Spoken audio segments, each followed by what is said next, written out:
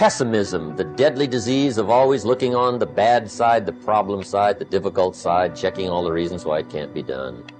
The poor pessimist leads an ugly life. To the pessimist, the glass is always half empty. To the optimist, the glass is half full. Why would the same measure affect people two different ways? Answer: it all depends on how you look at it. Our lives are mostly affected by the way we think things are, not the way they are. The way we think they are affects us most. He doesn't try to figure out what's right. He tries to figure out what's wrong. He doesn't look for virtue. He looks for faults. And when he finds them, he's delighted. How ugly. Young people always have a reason to be upset and cynical about the current state of affairs, and it's that way forever.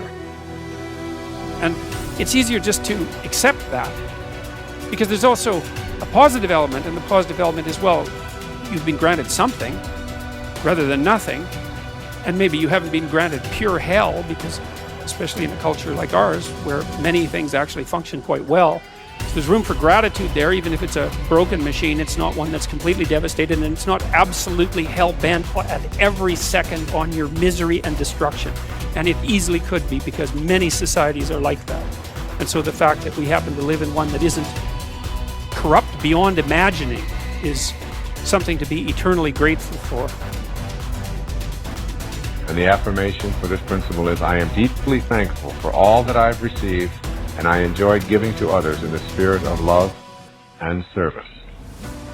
This is a very important part, not only of being able to show up in your life what it is that is the fulfillment of your heart's desire, but it is also a beautiful way to begin living your life every day.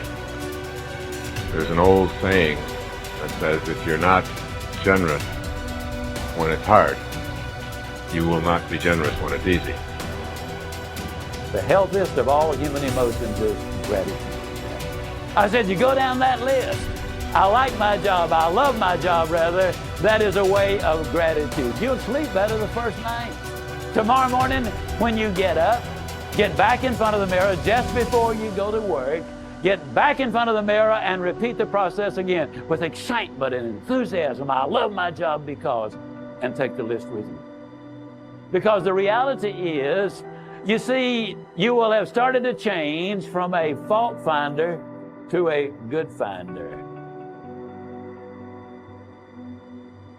Every achievement in the world was first initiated as a creative idea.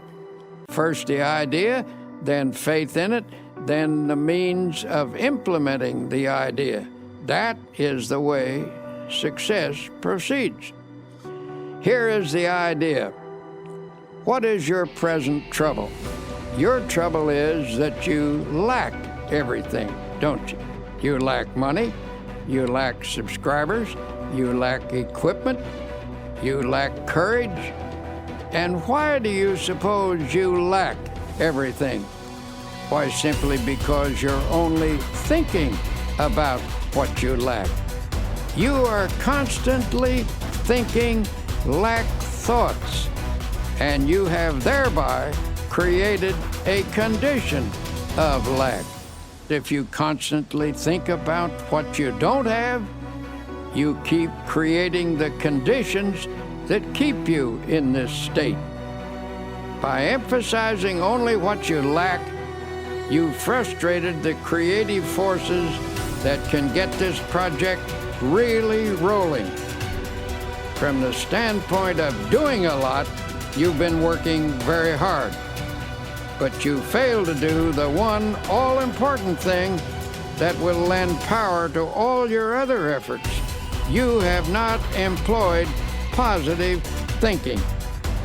To correct the situation, to reverse the mental process, and begin to think, instead of lack, to think prosperity, achievement, and success. Don't hold on to the mental pictures of difficulties and failures.